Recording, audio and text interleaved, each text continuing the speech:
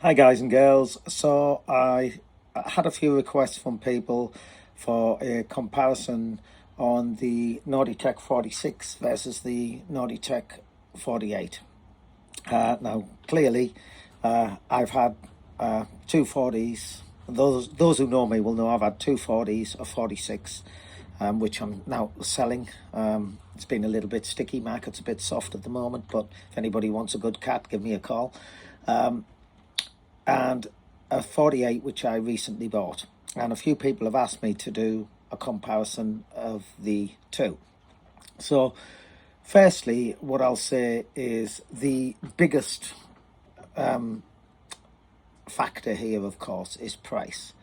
You know, a nice, well kitted out 48 is going to cost you well over £1 million, and perhaps more, if depending on what you go in terms of sales and spec and so on and so forth. Whereas an older 46 like mine, for example, you can get for around the 400,000 mark, or even cheaper if it's ex-charter, maybe non-owner cabin. And of course, then there's the newer 46s, which I'm guessing, I haven't looked, but I'm guessing they'll be between sort of the 5 and 750,000 mark.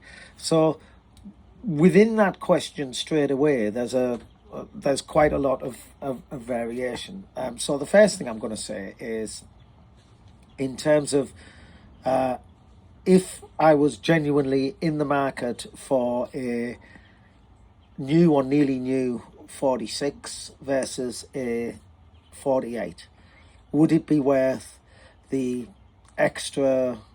I'm not sure what the extra would be. I'm guessing it'd be around 400,000. I think I saw a 2023 or 2024 Nautitech 46 for something like 820,000 or something like that. Now the market is a bit soft at the moment, so maybe you'd get it cheaper. But let's just say, 300,000 difference over a nearly new 26 versus a 48. So, notwithstanding the extra 2 feet, would I recommend that somebody go for a 48 rather than a 46? And the answer to that will be all day long. Yes, definitely. I'll go into all the details of why the 46 is a much better boat, but I actually genuinely think and genuinely believe it's worth the somewhat large cash differential between a 46 and a 48. And I'll go into the reasons why. Before I do that, I'm just going to summarize the 46. It's a really good boat. I mean, I had mine for 3 or 4 years. It was a really, really good boat. I really enjoyed it. Was more than capable of taking me around the world. But I was lucky enough that I was in the position to be able to afford a new boat, and I'm really, really glad I went for the 48. The 46 is a good sailor. It's a good it's well positioned for sailors who are coming from monos, who want to have a cat, but they want a cat that sails well, and they if you don't want to spend too much money, 400,000 for an older Nautitech 46 like mine, I think they're pretty good. You're going to get a lot of boat for the money when you look at what the new prices are today. Yes, they haven't devalued much over what they were new, say 500,000, but the simple fact of the matter is inflation has driven the catamaran prices really, really high. Now the 46 sails really, really well, really good sailing angles, really good sailor. It's not an Outremer, it's not an Orc, but it's not a Lagoon or an FP or a Leopard either. It's a little faster than all three of those. And it's only incremental, but it has that sportier feel, and I found the 46 versus the 40 just moved around on the water a little better. You know, it wasn't quite so flighty. I mean, the 40 is a great boat, but it does get moved around by the sea, and you know, the cabin is a compromise, whereas on the 46 you've got that nice interior cabin, and I was always glad I upgraded to a 46. You know, in terms of build quality, the boats are really good, especially the earlier boats, I find, which is why I bought an earlier boat. I think that gap between sort of 2019 and 21, 22, Nautitech was trying too hard to keep up with the production makers, and you know, I think build quality suffered a little as a result, and I think that's actually part of the reason why Nautitech have now pivoted and are really focusing on performance cruising and quality and owner experience, and they're slowly turning things around and getting that much better, I feel, and that's speaking from personal experience. So 46, really good boat, sails really well, can point better than most, if not all, production cats, and certainly nothing wrong with it. But what are the differences if we take the price equation out of it? So firstly, do the extra inches matter? Well, I think we all men and women know the answer to that, don't they? Yes, they do. You do get that bit of extra length. How much is hull speed? How much is the performance upgrades? How much is, you know, the better sails and the better hull design? Is arguable. But as a package, if I look at where I used to passage plan, which I think is always the best guide for a catamaran, what do you actually passage plan at? Because, you know, we all have days where we do 13 knots or 17 knots or even 24 knots, like I've done on this boat. But what do you passage plan at? And in light winds, on the 46, in light winds, I used to passage plan at 5.5, maybe 6, and sometimes I used to stick the engine on if it was a little bit too upwind or whatever. And, you know, most of us catamaran owners have been there. But, you know, on the beam or sort of below 60, you could get the 46 moving in light winds. I had an Oxley sail, which was great in light winds. I can remember sailing that at 4 knots in 5 knots of wind. So you can get the cat moving, you know, unlike a lagoon, for example, it will actually sail in light wind, and you don't always have to put the engines on. Passage plan light wind, like I said, 5.5. On this boat, what do I passage plan in light wind? I passage plan at 6.5, 7, really, in light wind. I mean, the other day we were sailing on this 7.4 knots of wind, sailing upwind at about 55, 60 degrees, and we were doing 7.3. So, you know, okay, that was pretty exceptional. Most of the time we were doing 6, but still, it was really comfortable and really nice to be able to, you know, do a good light wind sail. So I think about sort of 6.5, and then in anything approaching good wind, it's 8 knots and higher. I mean, across the Atlantic we had really shifty direct downwind, 10 to 15 knots. We didn't really catch the trades, unfortunately, and we averaged just under 8 knots, and we were mostly in 10 to 12 apparent. So, you know, we were pretty happy with that. And then obviously on bigger wind days we got higher speeds. So, you know, this is definitely a faster boat. As I said, what drives that, it's a different matter. You know, there's firstly, Lombard did a major redesign of the hulls with the 44 and the 48, which was an evolution of the earlier 40 and 46s. The hulls now step up at the front and are just slightly lifted out of the water, and the same at the rear. There's better balance in terms of engine, generator, stuff like that, all throughout the boat. So if you've watched my other videos, you'll see many times I've mentioned about how I believe this cat is the best motion through the water of any catamaran I've sailed, and I've sailed quite a lot. And that's actually one of the main reasons that I bought it. The other main reason was the step up in build quality. You know, I'm pleased to report 7 months in that I still believe that build quality.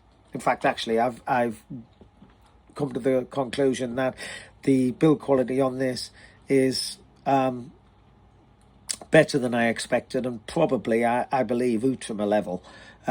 So yeah, pretty impressed with that. The 46 was a good build quality, but it wasn't as good as this. It was better than most charter cats that I've sailed, but it was, it still had one or two issues. Outside the deck gear and what have you was good quality, but here on the 48, it's just another level up again. Big, Harken winches, and it's just really good. In terms of sailing angles, not a real difference between the two, if I'm honest. The old 46 hull was really good at pointing upwind. I used to post loads of videos online where you'd see me sailing at 15-20 knots. In 15-20 knots at 30-35 degrees apparent, and that's good for a cat, and the 46 was good at that, and this is pretty similar. In terms of obviously I've got performance sails on this. I had Hydronet sails on my 46, which were pretty good and were still in pretty good condition, so they performed pretty well. So I don't think, I think the carbon are definitely a lot stiffer and harder and definitely give you more speed, but I think it's pretty incremental, to be honest. So I guess in summary, on the sailing point of view, if you add in the performance sails, the hull speed and the extra hull length, then all of those combined to give this boat a noticeable, probably 20 to 30% increase in performance on most angles, probably less so downwind, in over the 46. And the movement through the water is better. The 46 had really good movement, but upwind it could slap a little bit, and no more so than, and probably less so than other cats, but you did hear that chine smacking. I don't on this, and I don't know whether that's just the new design at the front where it's more curved or what, but I just don't hear that same noise, and it just cuts through the water a lot better. So that's kind of the sailing comparison. And then inside, what do I think about that? So there's not a massive difference. You can see the extra 2 feet. You can see where it is. Downstairs in the owner cabin, you have, some extra wardrobes, which is great. But the owner cabin does feel ever so slightly, I don't think it is, but it feels slightly smaller. And I'm not sure why that is, whether it's a darker wood or what, I don't know. But it's actually not smaller, but it does feel slightly smaller. And it also feels up in the kitchen that there's a little less storage. Having said that, and that actually might be the case, but having said that, I've been cruising on this boat for 7 months now. I don't think it's a problem storage-wise. We're really, we carry a lot of stuff, and we've not had a problem storing our food at all. In terms of the actual layout, well, I'll just lift this a moment and try not to turn it off. So you've got the island here, which is really useful. We spend a lot of time standing here. It's just, nice to stand and discuss, and you're looking back. You've got a lovely view. You've got a really nice rear facing galley, which is much better than that on the 46, and the oven and hob is a level up over the 46.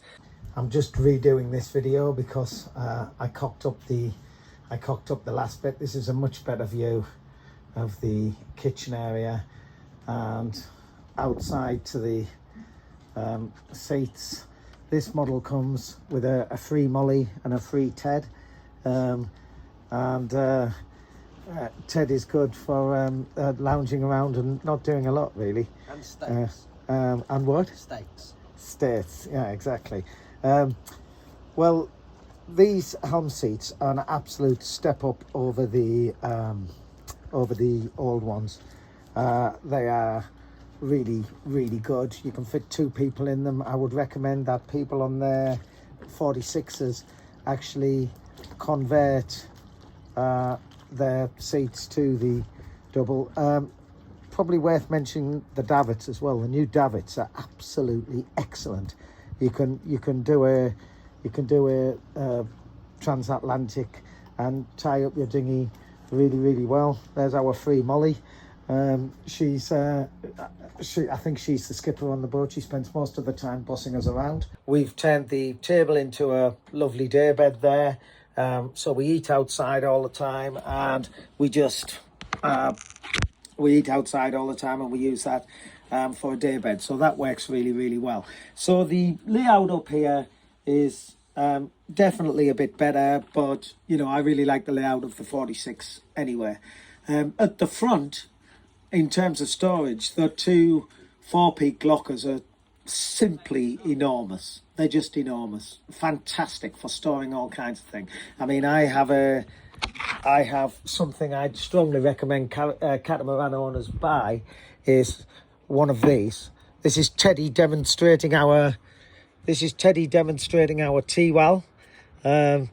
He's probably about to fall over, but I store that in one of the 4-peak lockers, and it's a absolutely fantastic bit of kit. Really, really good fun. Molly's been teaching us all how to sail it, because she spent her formative years as a dinghy sailor in the Isle of Wight and in the Solent and what have you. So masses of storage for toys and things like that, which is really big, really good, and actually a big improvement over the 46. What's not a big improvement of the 46 is the 2 forward hatches. On the 46 they have a flat base, and it's easy to put stuff in and pile it up. It's great. In here they're quite cavernous, but they don't have a flat base, and it's really hard because stuff slides down and it's really, really hard to get out. So I don't like that, but you know, it is what it is. So I think that pretty much covers storage. I would say the 46 probably has the edge of storage up here in this room, and the 48 has slightly less, but that downstairs there's not really a lot in it. With the extra 2 feet, I think the 48 probably edges it. So that covers storage. In terms of, you know, deck fitments, and I'm just checking my notes. In terms of deck fitments and quality of that, the 48, again, I think I touched on this earlier, it's just a step up. So it's really, really good in that sense. The head layout is much better. The heads are separate now. I didn't like that first when I first looked at it, but it is definitely better, and a big improvement. So you've got a bathroom and then a separate head, and it just feels better. And the new heads, by the way, are really, really comfortable. Not that I spend a long time on there, but you know, they are comfortable.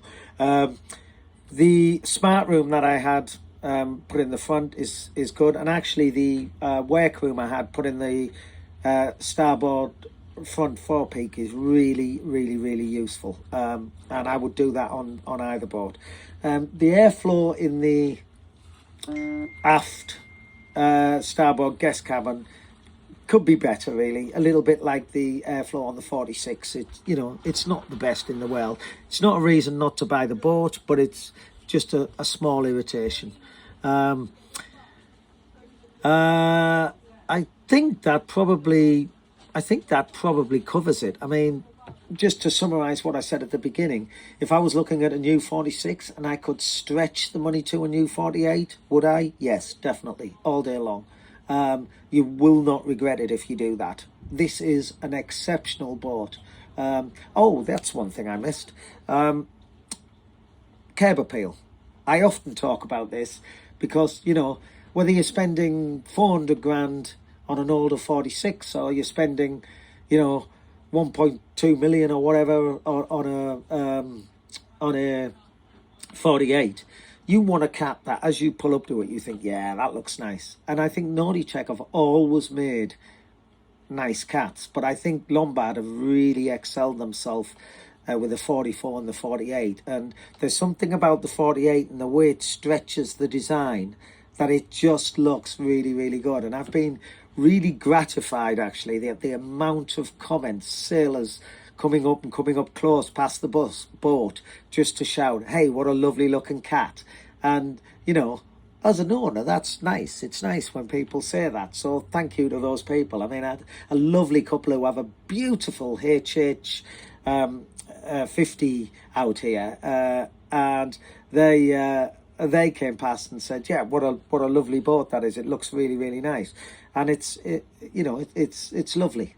So I really like that. I look at this boat all the time and I think, oh, she's so pretty. And that's another advantage of the 48. I think it's better looking than the 46, which itself, you know, wasn't a slouch in the looks department. So I hope that's been useful. Feel free to ask me any questions, and until the next time.